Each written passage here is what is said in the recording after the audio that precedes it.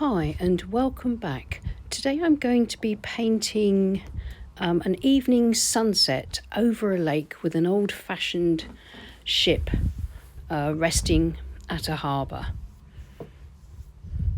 I'm using Saunders Waterford £90 cold pressed paper. It's taped to my board. My board's at an angle of about 45 to 60 degrees, and I'm using my large Chinese haki brush to wet the whole sky area down to about a third from the bottom of the page. This is yellow ochre, and I'm putting that across for the sunset glow.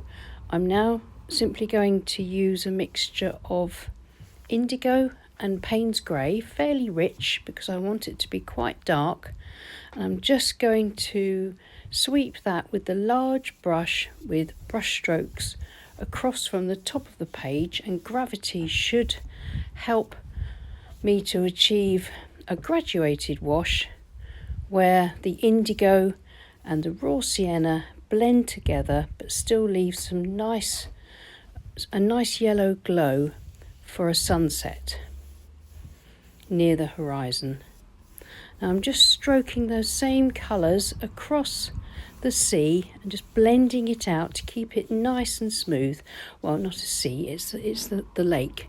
And just to keep it nice and smooth, and then just smoothing across the top a little bit more, maybe getting a little bit more paint across there. Going to turn the board and just allow the paint to run down that way so I can keep a nice horizontal orientation to the paint once it's round the right way. And while it's there, I'll just darken it up just a little bit more, just there. As all the colours blend and diffuse wet in wet, I'll just turn it round the other way, just to allow the paint to run down a little bit more this way as well.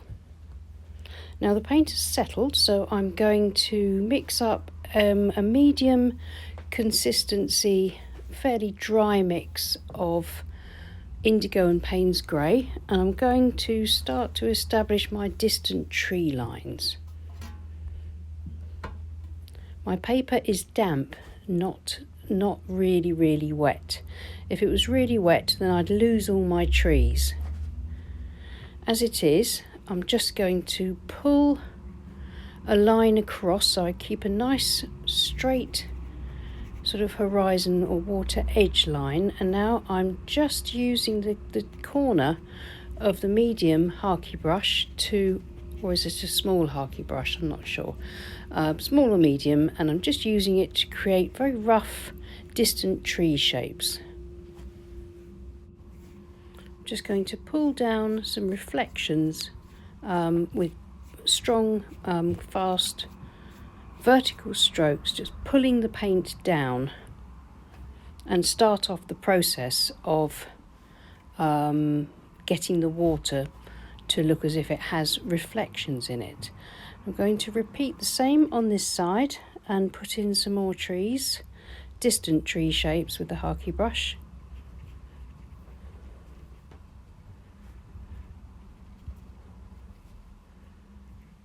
And I'll do exactly the same. Allow the paint to run down and pull some paint down in vertical strokes for the reflections there, making sure that I don't stray into that paler part of the water and sky in the middle, because I want that to be kept clear, because that's where my ship will eventually go. There are three long videos of the whole of this painting in its entirety, every brush stroke, plus a demonstration of how to paint the ship first before going in on the painting, over on Patreon. So thanks to my patrons for your support, and if you feel like taking a look, then please follow the link below. Now I think that will do for the underpainting of the reflections, and now just to try and establish the look of the surface of the water a little bit more, I'm going to take my flat brush and it's clean and it's dry, I'm just going to pull out some horizontal lines just to kind of start off the look of the reflective quality and the ripples on the surface of the water. I'm cleaning the paint off my brush as I lift it out of the wet area of water, so that I can then lift cleanly again, and then at other times I'm just going to run the tips of the brush through the paint, sort of dragging the paint in horizontal side to side strokes, just to again begin to establish the look of ripples on the water. I don't want to do too much at this stage while it's all still wet and is going to diffuse out. I can do a bit more later. But I think that will just about do. I'm now going to leave it to dry completely and then come back for the second stage.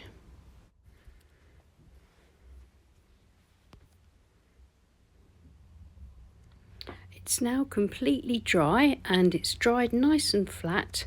So the next stage is going to be to strengthen up the trees a bit and to just kind of establish a water line, and also I want to establish just the hint of a sort of a wall coming out and a jetty coming out from the trees on this side on the right, and I'm just simply going to use a straight vertical line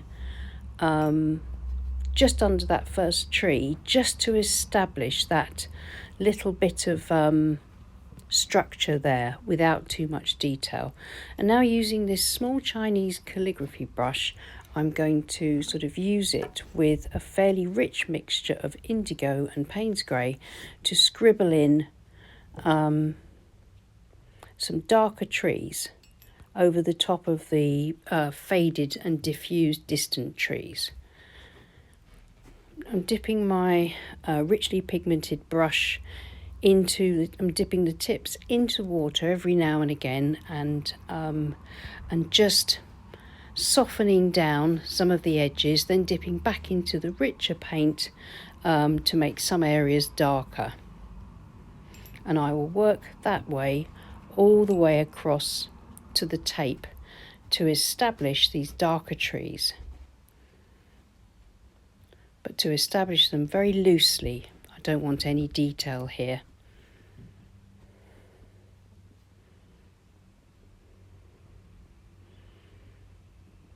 Trying to keep that line, the water line, nice and straight, because it gives me a good place to work from.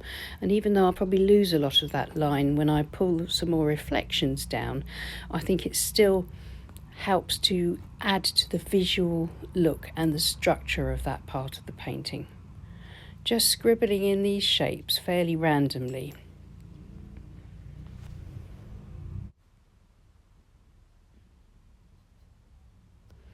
And while the paint's still wet, I'm just going to add a few more dark areas. Those will diffuse as well, but they'll just add a little bit more texture and interest to that area, hopefully.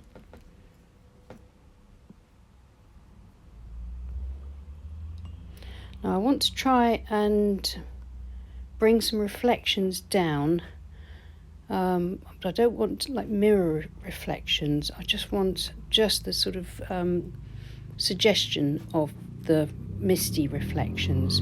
So I'm using a damp Harkey brush, and I've run that along the bottom edge of the still wet paint there.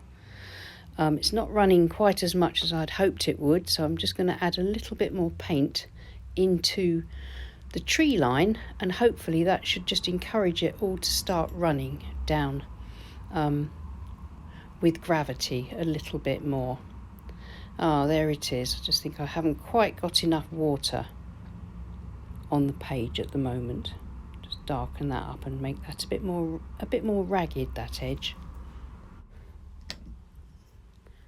So I'm going to use the Harkey brush and run some more water in horizontal bands coming down across that area, and hopefully that will encourage it to run, and I'll help it out by painting, now painting vertical strokes down, focusing particularly where the trees are darkest, just to kind of get a very loose impression of the reflection. With these verticals, it's kind of like the shadows of the reflection, and then in a minute we'll go back in and put in some horizontal lines to indicate the surface of the water and kind of ripples, etc. Just darken up across the bottom a little bit more. I think, as I often say, this sort of stage of a loose painting it really depends how your painting looks at this stage, and everybody's will be different. So it just depends how it looks, how much, whether you need to darken it, whether you need to blend in horizontal strokes or pull down more vertical dark strokes of paint from the tree line, or lift out your ripples. So it's just a matter of practice to actually begin to see what you need to do and how you need to react to the way the paint is behaving on your painting, because that's the thing about watercolour. It's not a particularly consistent medium when you paint it wet and wet. That's part of the enjoyment and excitement of painting this way. But it can be a little bit tricky getting used to it if something unexpected happens. But go with the flow, that's what I say. As the water and paint flows, then if you get into the zone, you can really enjoy learning how to get the best out of watercolour painting. Now, I've done exactly the same sort of process to the trees on the left and created that kind of impression of reflections. And now I've got both sides of my trees in and reflections. I can just keep working across the whole water area, integrating things with either lifting lines out with the tips of the brush or putting in fine dark lines and just moving the paint around a little bit, just until I can create that kind of atmosphere and look that I want.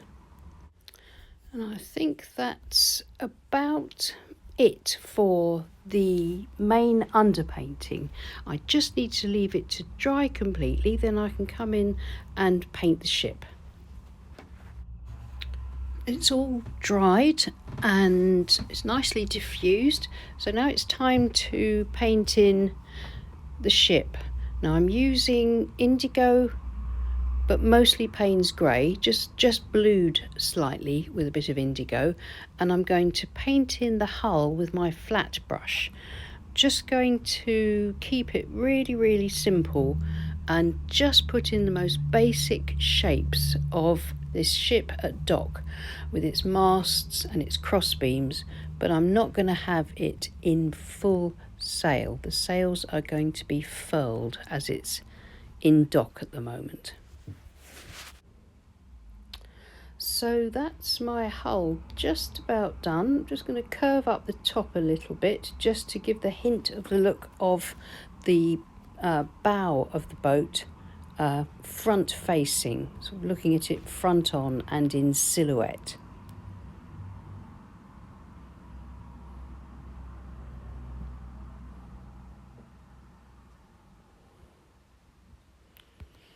Now I'm going to put in a central mast and a couple of smaller masts, just using the tips of the flat brush, making sure I keep that line nice and vertical. Just another couple of masts, slightly different heights and sizes that are maybe behind this main mast that you can just sort of see in the distance. I'm just trying to sort of suggest the look of this kind of old-fashioned boat. I'm not trying to go for detail, rigging or accuracy. I just want to create the impression of, well, the ship.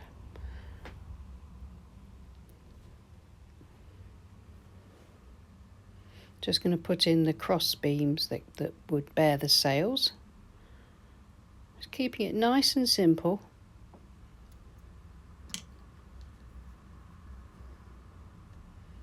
just use a tissue, just sponge out a little tiny bit of that paint. It was looking a bit dark. I need to push some of those lines back into the distance a bit, but I will strengthen up my central mast.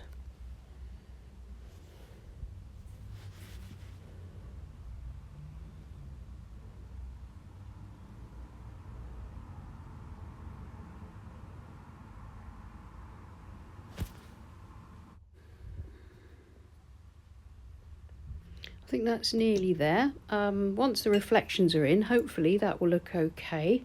I think I just need to put in a little bit of something in nothing detail just above the hull and the bow, so sort of suggests something going on the deck, sort of like cabins and sheds or something like that.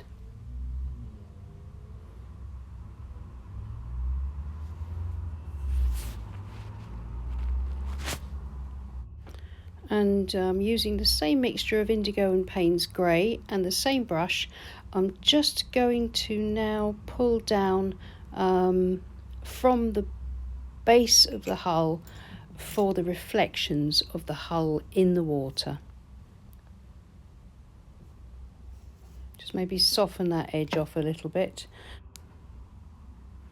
And then I'll use the flat brush just to paint in the mast reflecting below, just concentrating on keeping it exactly below where the mast rises from the hull and bringing it down so it's a nice exact sort of reflection. And then just to give an impression of the water, I'm not going to make the rest of the mast reflect with the flat brush. I'm going to use the rigger, and I'm just going to turn that into a sort of a wiggly line, which is much more, I think, suggestive of a mast reflected in still water.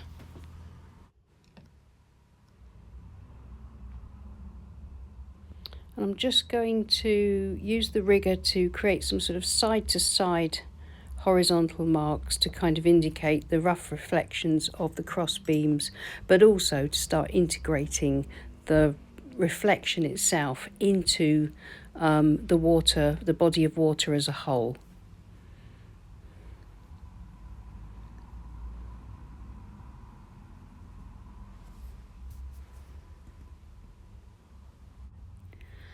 We're nearly there now. I'm just going to mix up a very dark mixture of mostly Payne's grey with a little bit of indigo in it, because I want to get the water nice and dark across the bottom and towards the left. So I'm going to introduce a fast sweep of dark colour, mostly almost tube consistency, very little water, because I want this dark to stay dark.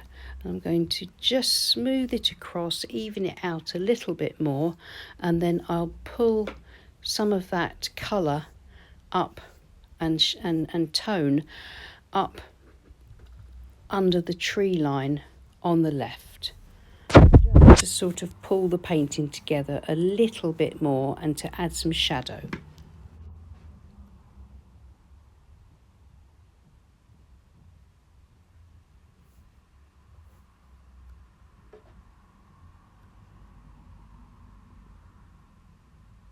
Just going to darken the hull up a little bit more and the reflection, because that had lightened up a little bit. That's better.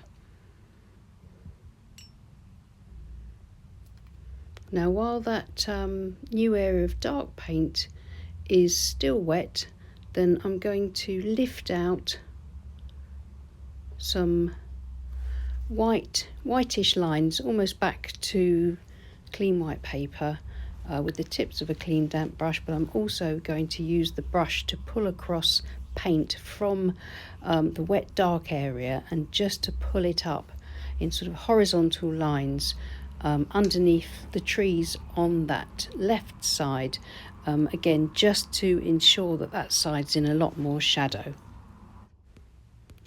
Now one last thing, just going to check that it's dry. Yes, it's dry there, and I'm going to put in a bit of yellow ochre across in the lighter sort of ripple marks just underneath where I've got the yellow glow in the sky, below and around the ship, just to sort of bring a little bit of reflected light from the sky into that area. Just going to use the flat brush again and just bring the yellow across the sea, lake rather, keep calling it sea, but using those horizontal strokes. I don't want to overdo it. Yellow ochre can be quite overpowering, so I just want a hint of that in the water. Just helps to draw attention to the boat, to the ship.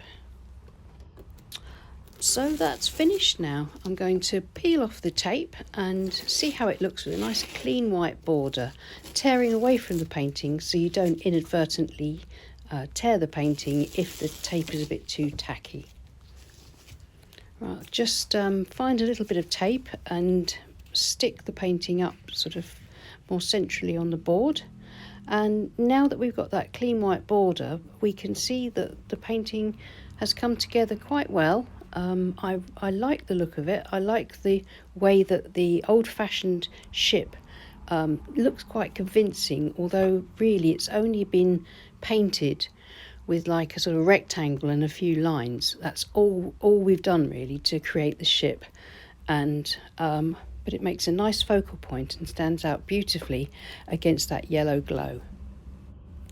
Well, I hope that was helpful, and I hope you'll give it a go. Please like, and if you haven't already, please subscribe to the channel. It really helps with my reach. Thanks so much to my lovely patrons who support this channel. I'll see you again soon, and happy painting. Bye.